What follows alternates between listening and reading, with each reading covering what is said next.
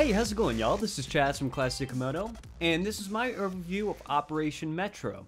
I've said in my previous videos before that the release dates for the second assault for PC and PlayStation was the 14th. That is incorrect. What it is believed to be is the 18th, according to Jackfrags in one of his videos. So I'll leave the source in the description of his video, which he claims that the 18th is the actual date that is released.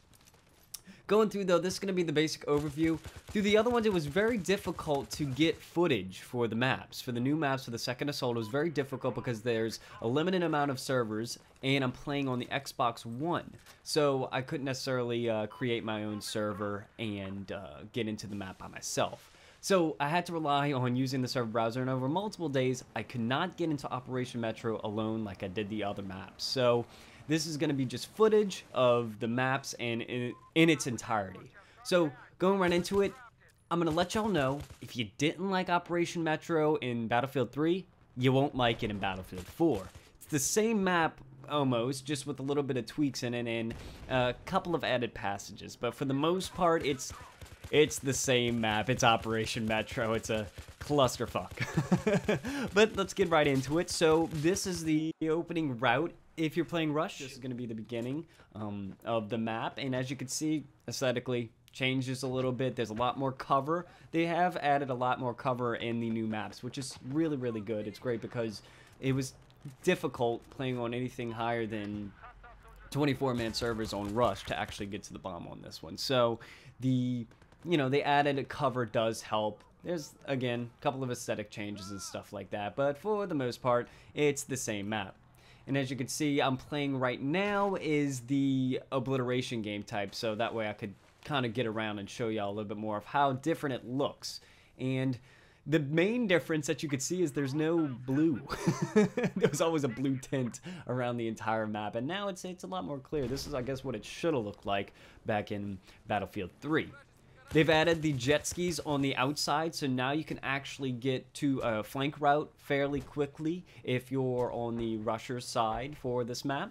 The only problem with it is that you're super exposed. There's only one jet ski, and everybody likes to camp on that hill over there, so for the most part, it's not necessarily a secret route, but a nice little addition to kind of get you to the flank of these bomb sites if you're there.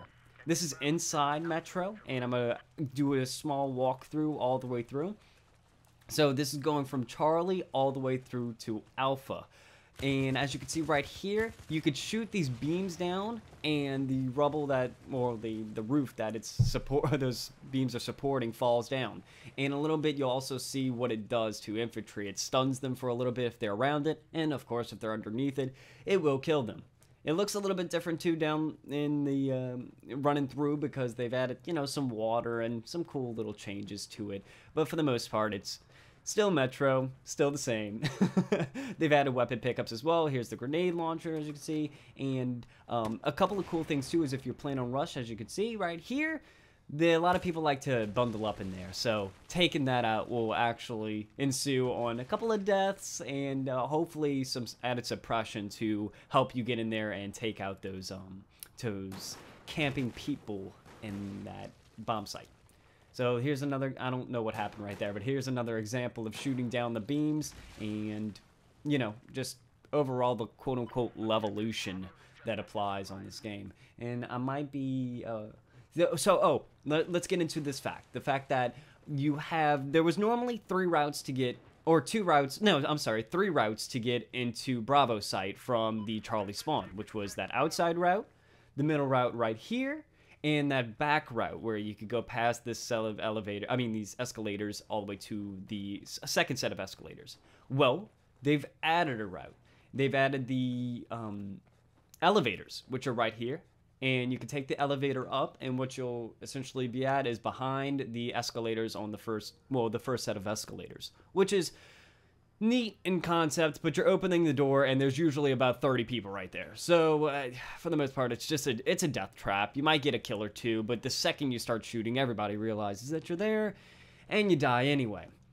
Here's the other route that they've added. It's towards the left. You take the left route, and you go up this narrow hallway all the way to the top. And you can also turn off the lights right here, another aspect of the Levolution. You can turn off the lights, and maybe that'll help with reduced visibility to help get you through. You could also turn the lights back on if you're on the opposing side, or if you just wait for them to turn all the way off. Once you get over to Bravo, there's another route on the left-hand side right here, right past that bomb site, and that will lead you to outside. So now there's 2 outside routes to the left in order to get you out. The only problem is both of these routes can be covered by one person, you know? So adding that second route doesn't necessarily change things.